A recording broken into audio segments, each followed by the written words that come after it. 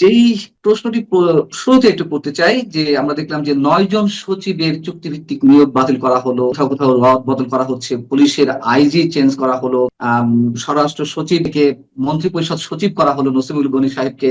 আমরা জানি যে প্রশাসনের বেশ কিছু জায়গা দখল করে নিয়েছে জামাত। এই 18 মাসে তারা তাদের পছন্দ মতন আমলাদের নিয়োগ দিয়েছে, সচিবদের নিয়োগ দিয়েছে, প্রশাসনের বিভিন্ন পর্যায়ে শীর্ষ কর্মকর্তাদের নিয়োগ দিয়েছে, রদবদল করেছে। আপনার কি মনে হয় যে এই রাহু থেকে সহজেই বিএনপি মুক্ত হতে পারবে? সরকার গঠনের পরে পরিবর্তনগুলো হবে, এটা তো খুব স্বাভাবিক, কেন এই পরিবর্তনগুলো হওয়াটাই স্বাভাবিক ভাবে দেখতে হবে। কারণটা হচ্ছে যে প্রথমত আসি আমরা চুক্তিভিত্তিক নিয়োগের বিষয়। চুক্তিভিত্তিক নিয়োগ তো এক ধরনের চাকরি, যেটা চুক্তিভিত্তিক নিয়োগের ব্যাপারে যারা নিয়মিত সরকারি চাকরি করেন, সেটা যে সেক্টরে প্রশাসন বলেন, পুলিশ বলেন, অন্য কোনো সেক্টরও যদি হয়, এখানে কিন্তু এর প্রচন্ড বিরোধিতা আছে। কারণ চুক্তিভিত্তিক চাকরিতে নিয়োগ করা হলে যখন চুক্তিভিত্তিক নিয়োগ হয় তখন 5টা পর্যায়ে আপনার পদোন্নতি বঞ্চিত হয়ে যায় মানুষ, বা তাদের পদোন্নতিটা দেওয়া যায়, পদগুলো খালি হয় না। সেই কারণে কিন্তু এক সরকারের সময় যারা চুক্তিভিত্তিক নিয়োগ থাকেন, পরবর্তী সরকারের সময় তাদের চুক্তিভিত্তিক নিয়োগে থাকার কন্টিনিউ করার খুব একটা কারণ নেই। এবং যেটা নানান দেশে হয়ে থাকে যে আপনি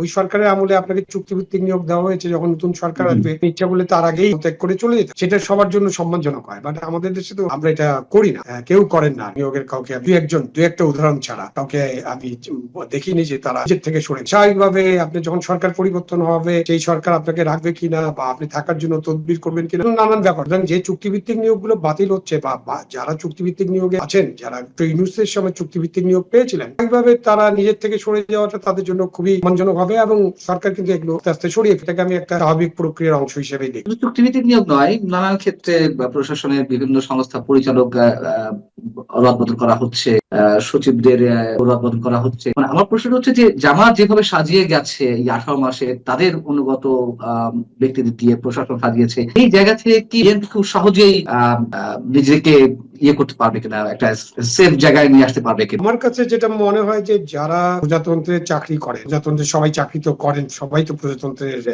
না, তাদের নিজেদেরকে তো প্রজাতন্ত্রের কর্মচারী মনে করেন না। কেউ দল করেন, দলবাজ কর্মকর্তা আছে, দলের আদর্শের প্রতি অনুগত কর্মকর্তা আছেন, বাট এটার সংখ্যা কিন্তু খুব কম।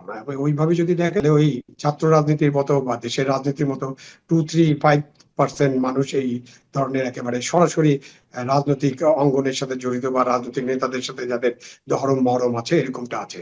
আইজিপি পুলিশের মহাপরিদর্শক আলী হোসেন সাহেব, তিনি আওয়ামী লীগের সময় স্যাক্ট হলেন, তিনি একসময় ছাত্র দল করতেন, এই অভিযোগে সহকারী পুলিশ সুপার হিসেবে তিনি জয়েন করেছিলেন। পরবর্তীতে আবার বিএনপি ক্ষমতা এলো, তাকে আবার পদায়ন করা হলো, জায়গায় তিনি পুলিশ সুপার হিসেবে কাজ করেছেন। আবার আওয়ামী লীগ এসে তাকে স্যাক করলো, তাকে সাময়িকভাবে বরখাস্ত করার পরে স্থায়ীভাবে বরখাস্ত করলো। এই ব্যক্তিকে আবার এসে আইজিপি পদে নিয়োগ দিল। কে ভালো কাজ করেছে, কে খারাপ কাজ করেছে আমি সেই বিশ্লেষণ যাচ্ছি না। বিষয়টা হচ্ছে যে রাজনৈতিক ভাবেই এই শীর্ষ পদগুলোতে নিয়োগ দেওয়া হচ্ছে, আবার পছন্দ না হলে বাদ দিয়ে দেওয়া হচ্ছে আর দল যখন ক্ষমতা আসে। এই ট্র্যাডিশন যদি অব্যাহত থাকে তাহলে আমাদের মুক্তি কোথায়? প্রথমত এই ট্রেডিশন থেকে আমাদের বেরিয়ে আসতে হবে। আপনি যদি একটা ব্যক্তির কথা আলোচনা বা কিছু কথা যদি চিন্তা করেন, যাদেরকে অন্য কোনো রাজনৈতিক দলের ছাত্র সংগঠনের সাথে যুক্ত থাকার কারণে অন্যায়ভাবে বের করে দেওয়া হলো, নিশ্চয়ই আপনার যদি স্পেসিফিক কারণ থাকে, স্পেসিফিক আপনি কোনো অভিযোগ প্রমাণ করতে পারতেন, দুর্নীতির অভিযোগ কিংবা ওনার অসদাচরণের অভিযোগ, অথবা আপনি তাকে অদক্ষতার অভিযোগ, মানে কিছু যদি আপনি জেনুইন কোনো কারণ ছাড়া যদি কাউকে এরকম বের করে দেন,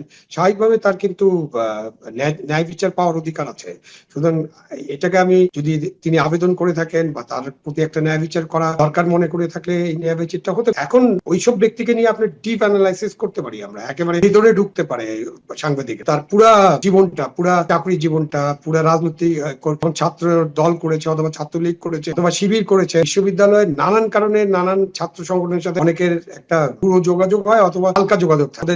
বিশ্ববিদ্যালয়গুলোর যে সংস্কৃতি, যে অনরুম সংস্কৃতি ছিল, যে চাপ ছিল, সেখানে কিন্তু অনেক ভালো ছাত্রকেও এইসবে ইনভলভ হতে। আপনি যখন সরকার পরিবর্তন হবে, আপনি তখন ওই যে কখন কি কর্মী ছিল এটার ভিত্তিতে বিবেচনা করে তার প্রতি যদি অন্যায় করে, তো একটা ন্যায় বিচার পেতেই হবে। এবং এই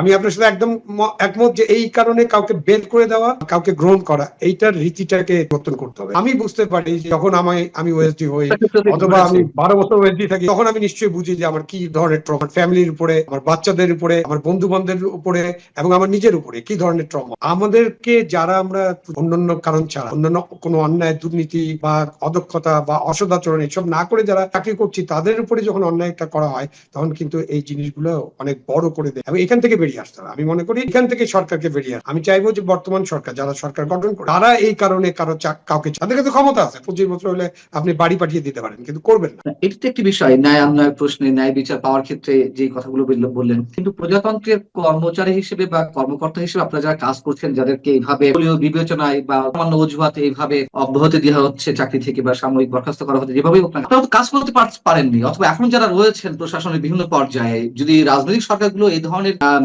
বিভিন্ন চাপের মুখে রাখে, তাহলে কাজ করবেন কিভাবে নিশ্চিন্তে? স্বাধীনভাবে তো কাজ করার কোনো পরিস্থিতি থাকে না, এবং যার কারণে তো রাষ্ট্র নানান ভাবে ক্ষতির সম্মুখীন। অবশ্যই অবশ্যই কাজ করতে না দিলে আপনি তাকে বেতন দিচ্ছেন, বেতন ভাতা দিচ্ছেন, নানান সুযোগ সুবিধা দিচ্ছেন, তো তাকে জনগণের ট্যাক্সের টাকায় তো আপনি দিচ্ছেন, তো সুতরাং তার কাছে তো সেই সার্ভিসটা পেতে হবে। রাজনৈতিক বিবেচনায় এসব করা হলে জনগণ সার্ভিস থেকে বঞ্চিত হয়, রাষ্ট্র বঞ্চিত হয়, শেষ পর্যন্ত দেশ ক্ষতিগ্রস্ত। এই জন্য যেটা একদম বটম লাইন যেটা হওয়া উচিত, রাজনৈতিক বিবেচনায়, দলীয় বিবেচনায় কারো প্রতি কোনো অন্যায় যদি এটা না করেন, তাহলে ওই যে ভবিষ্যতে আপনি যেটা বললেন, ভবিষ্যতে আর কাউকে ফিরিয়ে আনার দরকার হবে। আমি 5 বছর বা আগামী 3 বছর যতদিন সরকার আছে, ততদিন এই কাজটা যদি আমরা কন্টিনিউ করতে পারি, যে আপনি কাউকে অন্যায়ভাবে করে দিবেন না রাজনৈতিক বিবেচনায়, তাহলে কিন্তু আর ফিরিয়ে আনার প্রশ্ন